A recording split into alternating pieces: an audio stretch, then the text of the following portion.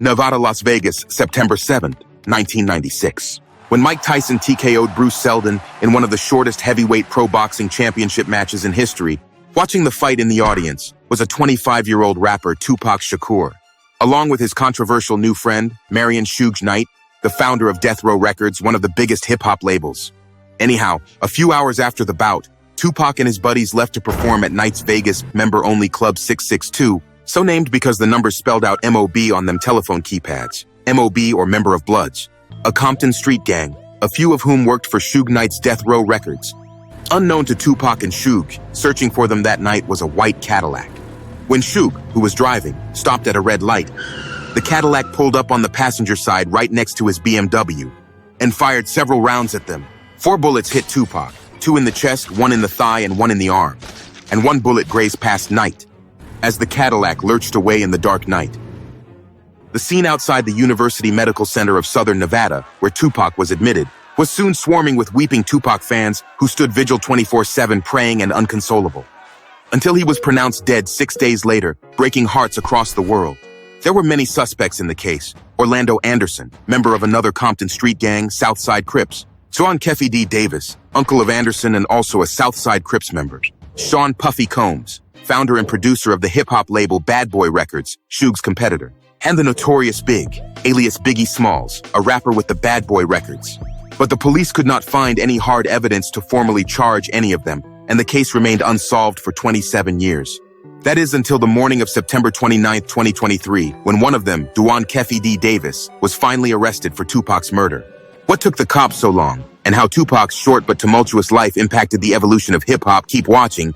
But before that, please subscribe, like, share, and comment. The 1960s were a tumultuous period in American history. The radical group, the Black Panthers Party that fought for the rights of the African-American people, was formed at the time. Among its core members was the heavily pregnant Afeni Shakur, Tupac's mom, when along with other Panthers she was arrested in 1971. Despite revolutionary blood running in his veins, and as a toddler accompanying his mother to Black Panther rallies, young Tupac seemed unaffected by the chaos around him and spent his days writing lyrics. Ironically, his mother's drug addiction problem that forced them to move from New York to Baltimore in 1984 after Afeni lost her job changed Tupac's life when he got admitted to the prestigious Baltimore School of Performing Arts in the 10th grade, a school where still no academic criteria are required for admission, and Tupac got in purely on an arts audition and interview. While the school was located in a Black majority district, it was composed largely of white students and kids from rich minority families. It was here that Tupac was first introduced to ballet, jazz, Shakespeare, and theater. Receiving exposure to forms of art, many of his Black friends did not, and the new world captivated him. If you were to be an actor, what would you do? A Shakespearean actor, because only the very best can do it. But Tupac's heart lay in writing songs and poems, and along with his beatbox friend Dana Smith, he won several competitions as the school's best rapper. But police brutality against the African-American population in Baltimore affected him. It's because we're Black, we get along with the killers. Why is that? We need protection too. To escape this, Tupac jumped from the frying pan into the fire with his move to California. Finding himself with no money or job, he began hanging out in the drug-infested streets with dealers, pimps, and criminals. In his desperation for money, he went to bikini brief shows and hopped on top of dolls. He even became a drug dealer for a couple of weeks, but fortunately was terrible at his job. Hey, my money! This is not meant for you, man. Go do your songs and take this. Giving him the money he needed. It's from here he picked up the language that formed the vocabulary of the songs that were soon to become popular. Things began to turn around when a friend introduced Tupac to Atron Gregory, the founder of Digital Underground, one of the initial hip-hop groups in the region. Gregory liked one of Tupac's songs and helped him make a demo tape, which began selling like hotcakes, even reaching the ears of the daughter of Ted Field, the multimillionaire founder of Interscope Records, who called Tupac to his office and gave him his big break. My daughter convinced me you are good. I want to sign you for our label. Resulting in his landmark debut album, Tupacalypse Now. The police brutality against the African-American community that affected him in Baltimore came out in songs like Trapped.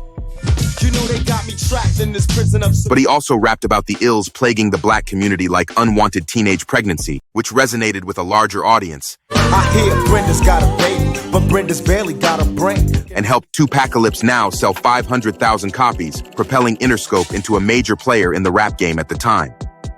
However, when a black man inspired by Tupac's album shot and killed a Texas state trooper, no less than the vice president of the United States at the time, Dan Quayle, criticized him. This record has no place in our society. Tupac believes that the backlash was the reason why he was once stopped on the streets for the first time in Oakland for no reason. You can't walk on this street. You have to learn your place. Show your ID. Why? I won't. Fuck y'all. Let me go. That was all the cops need to grab him in a chokehold and slam his face into the concrete, cuffing his hands and charging him with jaywalking. But unlike other black youth, Tupac retaliated and filed a $10 million lawsuit against the Oakland Police Department for harassing him, but didn't go all the way and settled for a measly $42,000 when the department agreed to pay up. Good enough money with which to pay his lawyer and get a set of wheels. Famous now, Tupac was offered a role on the 1992 crime drama thriller Juice, playing the character of a misguided poor psychopath black teenager Roland Bishop. It was a poor decision because although Tupac did get praises for his role in Juice, his image to the white audience got even scarier. Tupac was already a household name in Hollywood when his second album, Strictly For My Niggas, came out in Feb '93. The same year, Tupac was being cast in another film, Poetic Justice. And on one of the shoot days, he was listening to Party and Bullshit, I was a terror since the public school era. the debut single of budding rapper Biggie Smalls from Brooklyn, New York, who was then working with producer Sean Puffy, founder of Bad Boy Records, unaware that he was being watched by Biggie himself, who was coincidentally visiting the set the same day while on his trip to LA. Hey, brother, I'm honored. That's my song you're listening to. Hey, man, that's awesome. I love this song. And that's how a much-famed friendship was forged between Tupac and Biggie, even though later he was a suspect in Tupac's killing. Their friendship grew, and Biggie even requested Tupac. What say you to be my manager, Pac? Nah, you should be with Puffy. He good for you, man. While the talent among black rappers became more mainstream, the cops still derogatorily referred to the entire community as thugs. And Tupac felt that the best response to this would be to own up the term and embrace it, leading to the now famous thug life.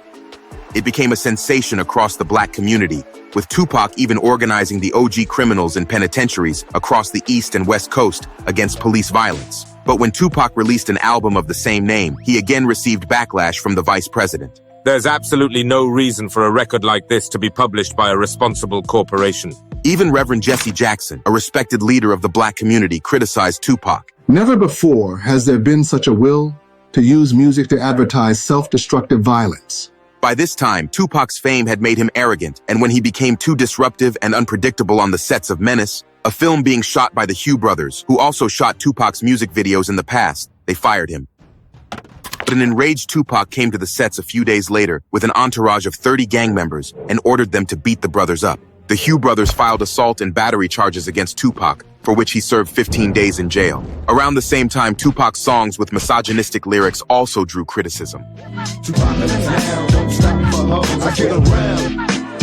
Seeing him on the defensive, women who long held apprehensions voiced them. We tired of being called hoes and bitches.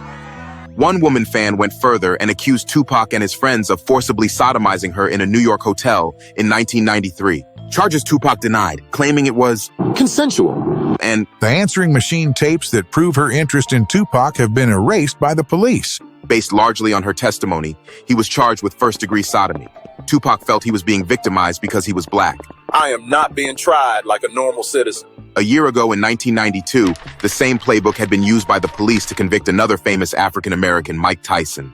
But despite these charges, the black community supported him, and Tupac kept getting offers from several studios. Like when in November of '93, Little Sean, the LA-based Quad Shooting Studios producer, called him. Hey, Pac, come let's record some verses together. As Tupac was about to enter the building with 3 other friends, he heard familiar voices, including Biggie's, who was doing a session with his group Junior Mafia. As he made his way to the elevator, Tupac saw a man sitting in the lobby, hiding his face beneath his hat. Just as Tupac was about to enter the elevator, the same man and his accomplice tried to rob him. When Tupac resisted, they shot him 5 times, twice in the head, twice in the groin area, and one went through his hand, hitting an artery in his thigh. He was rushed to the hospital where doctors declared his condition serious but stable. And hours after the surgery the next day, he checked out of the hospital against doctors' orders. Tupac strongly believed Biggie and his manager Puffy had set him up for no other reason other than that both were present at Quad Studios that day. This incident became the very first spark that ignited the tragic East Coast-West Coast rivalry between Tupac and Biggie. A few days later, Tupac was found guilty on 2 counts of sexual abuse and sentenced to 4.5 years of imprisonment. Still recovering from gunshot wounds, Tupac made his way to prison on a wheelchair, journalists and fans buzzing around him. Meanwhile, Biggie dropped a song called Who Shot Ya, which Tupac thought taunted him. Though Biggie denied it, even if it ain't about me, nigga, you should be like, I'm not putting it out, because he might think it's about him.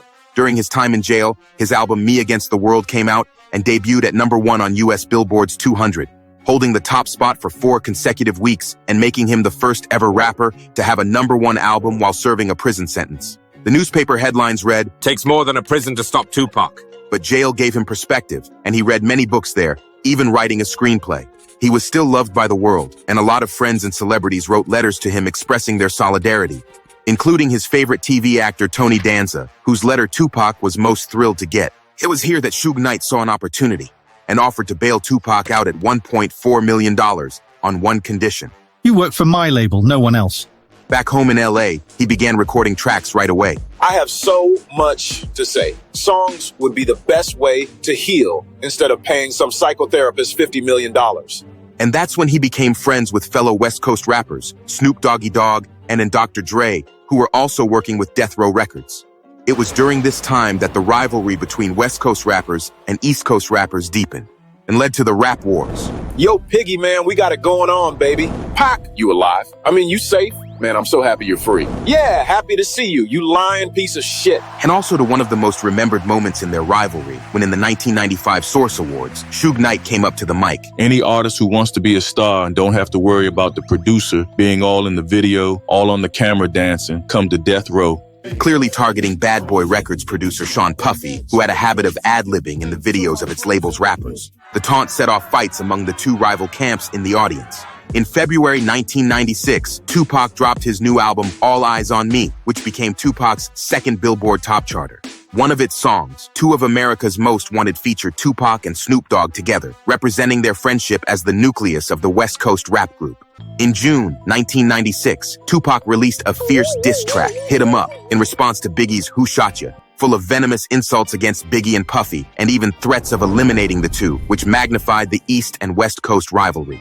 Already, there were shootings across New York and LA between the 2 gangs reported every few days in newspapers. And just days before his actual death, while shooting for a song, I Ain't Mad at Cha, he choreographed a scene of him being shot several times and dying in an ambulance, then entering heaven in a white suit and joining an eternal jam session with Billie Holiday, Jimi Hendrix, Louis Armstrong, and Miles Davis. Ever the businessman, Suge released the video 2 days after Tupac's death. It is ironic, definitely a case of life imitating art. And 2 months later, Tupac's first posthumous album, Don Killuminati, The 7-Day Theory, was released, which had his creative inputs. But did Tupac invite his own death? Minutes before the pro boxing tournament, as Tupac arrived at the MGM Grand's Hotel with his entourage, a member of his group, Trayvon Lane, whispered in his ear, "Pac, look, he's the guy from Crips who stole the medallion Suge gifted me." Southside Crips was one of the most notorious mafia gangs from Compton who had a rivalry with Death Row Records. And reportedly, the gang had put a bounty on Death Row medallions, lured by which Suspect 1, Orlando Anderson, a Crips member, stole it from Trayvon Lane. To avenge his act, Tupac immediately walked up to Anderson. Hey, you from the South? Yeah, so? Tupac, along with his other friends, beat him black and blue.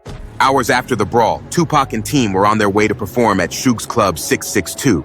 Meanwhile, an infuriated Anderson, along with his uncle and Suspect 2, Dwayne Keith Davis and others from the Crips, got into a white Cadillac and headed towards Club 662. They spotted Suge Knight's BMW at a red light and pulled right next to it. Davis passed on the gun to his nephew Anderson, giving him a nod. As Anderson fired his rage out, although Tupac was never part of a gang, he and Suge were affiliated to the Bloods, hanging out with them occasionally. Both gangs were from Compton, a southern suburb of LA, with Bloods and the Southside Crips as the main rivals. 12 shootings and 3 fatalities were reported in the days after Tupac's death between the two, and there were rumors that the Bloods were offering $10,000 for every Crip killed. One of them was Yaki Gaddafi, Tupac's friend and fellow rapper, shot dead in an apartment building in New Jersey. He was an eyewitness in the case, seated in the car behind him on the fateful day. As expected, there were rumors about Biggie being associated with Tupac's murder, and he paid the price for it 7 months later when he too was killed in quite a similar fashion as Tupac. And he was shot 4 times, exactly as many bullets as Tupac. Biggie's murder remains unsolved till date. A year later in August 97, suspect number 1 Anderson filed a lawsuit claiming Tupac and other death row members had beaten me up. A few days after which Tupac's mom, Eyez Shakur, filed a wrongful death lawsuit against Anderson. He killed my son. While prime suspect Anderson always denied the allegations and was never formally charged, he was also killed in a separate gang-related shootout in 1998. After that, there were no developments in the case for 22 years. Then suddenly in 2018, following the release of the Netflix documentary Unsolved: The Tupac and Biggie Murders, the U.S. Police Department woke up from its slumber and reactivated the investigation. In the same year in October, Dwayne Davis, uncle of Anderson, confessed in an interview. I was the one in the front seat in that white Cadillac. And further admitted that his nephew was one of the 2 guys sitting at the back, not revealing who fired the shots. I cannot reveal. Have to abide by the code of the streets. According to a former detective, Davis did the interview only for money, and he seemed to be cashing in on the newfound interest in Tupac's murder by releasing a memoir, Compton Street Legend, in 2019, in which he claims he broke his silence in Tupac's murder to federal agents in 2010 while he was serving life in prison on drug charges. But it was only 4 years after his memoir, in July 2023, that Vegas police raided his wife's house in Henderson, Nevada for evidence, arresting him on the morning of September 29, 2023, for Tupac's murder 27 years after he was killed. Tupac Shakur's legacy still lives on as he continues to be the inspiration for several contemporary rappers like Kendrick Lamar, Eminem, Lil Wayne, Kanye West, and others. You will also find these sources listed in a video description section.